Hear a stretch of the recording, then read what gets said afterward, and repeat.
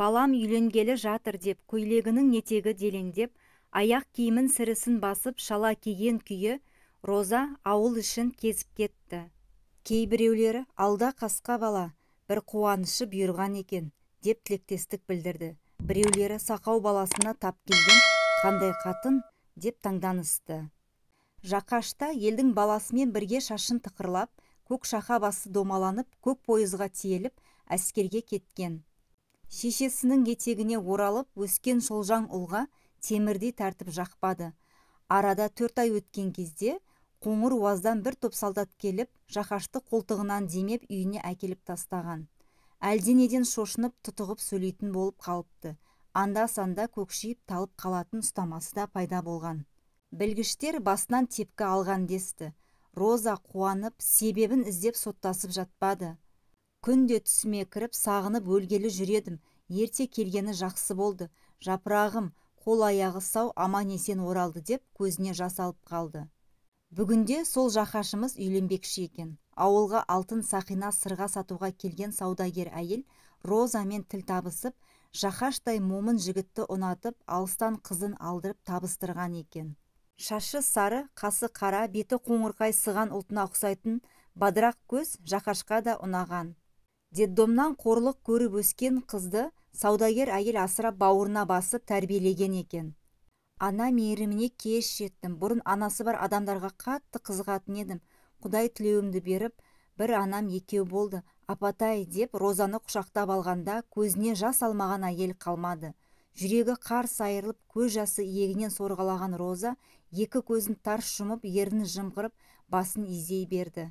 Екі құлағына 3 сырғадан тағып, тісіне де алтын құйдырған, қырқылған қызыл шашты семіз құдағи төрде отырып, даусына анда-санда ысқырық араласып сөйлеп отыр. Өзім жесір қалдым. Күйеуімді қаланың бандылары бір түнде пышақтап кетті. Артында бала да қалмады. Детдомның ауласын сыпырып күн көрдім. Жетімлақтай мына бір қыз маңырап, артымнан қалмады.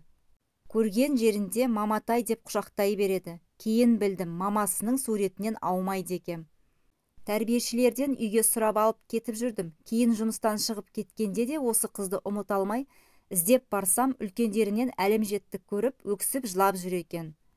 Содан шыдай алмай асырап алдым дегенде әйелдер тағы да жылады.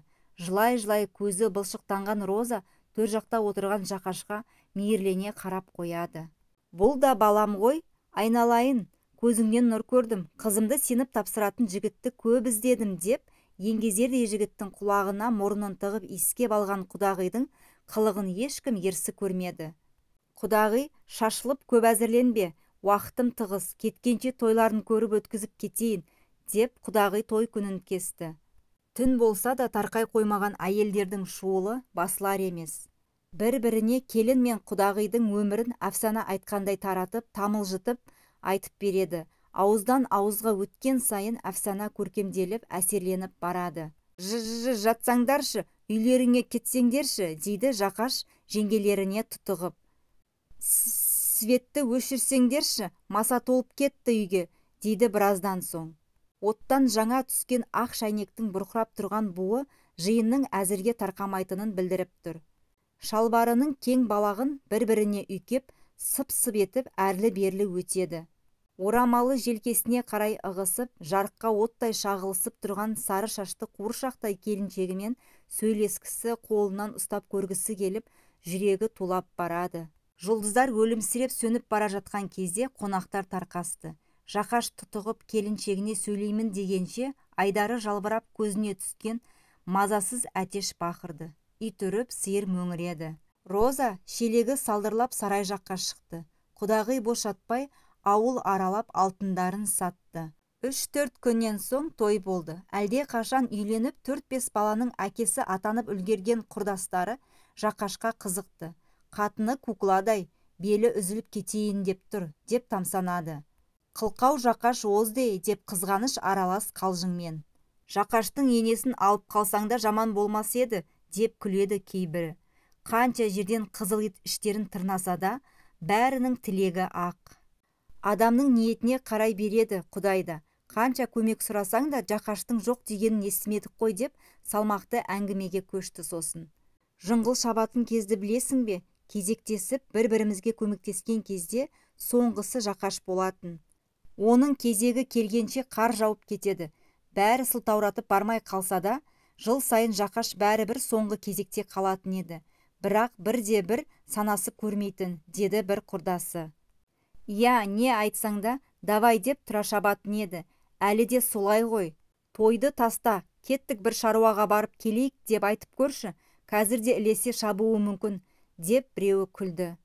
Қара костюм, ақ көйлек киген Жақаштың сымбаты келісіп қалыпты. Әке туралы ән айтылғанда шешесі Розамен вальс биледі. Жалғыз ұлдың қызығын көрмей кетті-ау, деп отырғандар ерте өлген әкесін естеріне алып, көздері тағы да жасқа шыланды. Ақжарма тілектер көп айтылған, сондай бір тұп-тұнық мөлдіреген той өтті. Ақ фатаның астынан аппақ келіннің қап-қара көздері шарасынан ағып түскелі тұрған сынаптай мөлдірейді. Таңертең Роза ерте тұрып алып, самаурын салып шай қайнатуға келіннің көңіліне қаяу түсіріп алармын деп төсегінен тұрмай жата берген. Бұрын өзі келін болғанда енесінен кештіріп қойса көңілі жабығатын. Өзінен өзі ұялып, шаруаға қолы жүрмей әбігерленіп қалатын еді. Сол қылығы есіне түсті де жымиып бір күліп алды.